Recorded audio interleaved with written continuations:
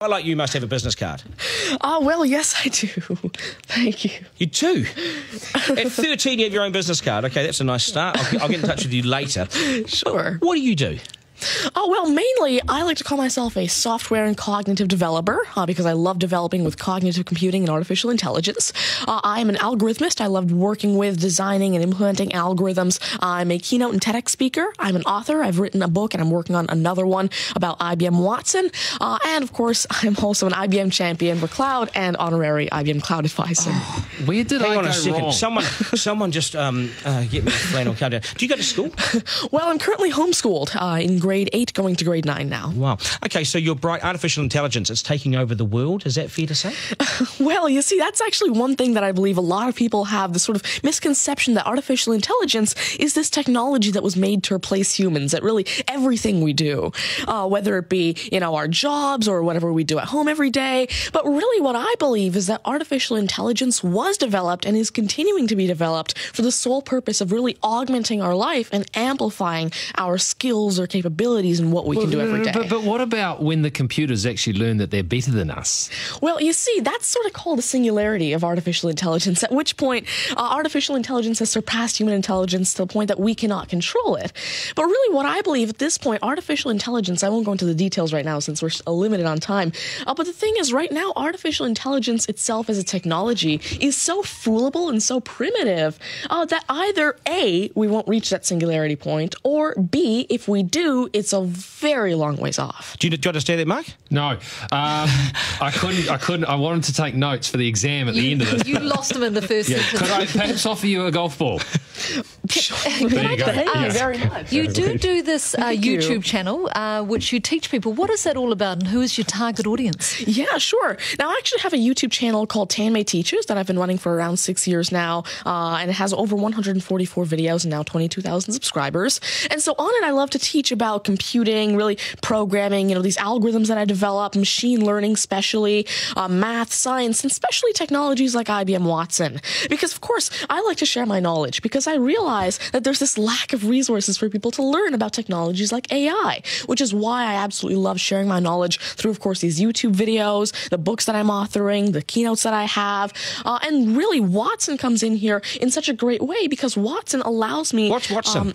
Sure. Mark thinks he's a golfer, but what is Watson? Now, IBM Watson is essentially a cognitive system that allows developers to incorporate cognitive and machine learning into their applications without having to code in the actual intelligence. And what this means is that, of course, right now, really one of the main reasons developers aren't incorporating more machine learning into their apps is because it's so hard to do. It's really difficult to incorporate intelligence because... Has the I'm going to take this somewhere else, this interview. Has the Homeschooling Association of the World got hold of you as the front person? Well, there is actually a Homeschooling Legal Defense Association, I believe, HSLDA in Canada, and I actually had a keynote for them last year in Niagara Falls. You're the poster boy for homeschooling, aren't you? Well, I did have a keynote for them, and I talked a lot about the advantages of homeschooling and why it's great for kids who want to go into different and really targeted subjects. Okay, I want to get right down to business now. When did you realise you were bright and smart, and smarter than most? Well, I originally started coding when I was 5 with simple languages like Fox Pro and Batch. But eventually, at 9 years old, I had my very first iOS app accepted into the Apple App Store called T-Tables. But did your mum and dad do something to you between 0 and 5 that plug you into the wall? What did they do to you? At 5, you were Are coding. you smarter than your mum and dad, by the way?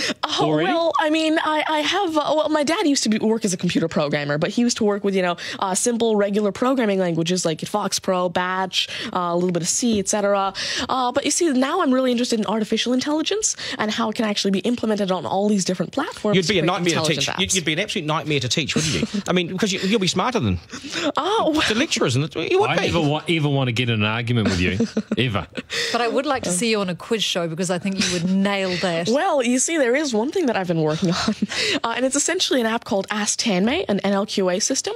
And so essentially, it's a system system that can take your natural language questions and answer them for you using Watson and artificial intelligence. And actually, the original reason why I made Ask Tanmay, there's an Indian version of the Who Wants to Be a Millionaire show called KBC, which I originally wanted Ask Tanmay to play. So that actually ties in quite a bit with what I wanted to do. It's nice to see you. Do you get because you're homeschooling? You wouldn't go to school dances and things like that, would you? School socials and things? Do you get them? Well, I actually used to be regularly schooled until grade 6. Right. Then I became homeschooled, and so of course I still do have my This is friends still from a school. victory for public schools. Take that golf ball Yep.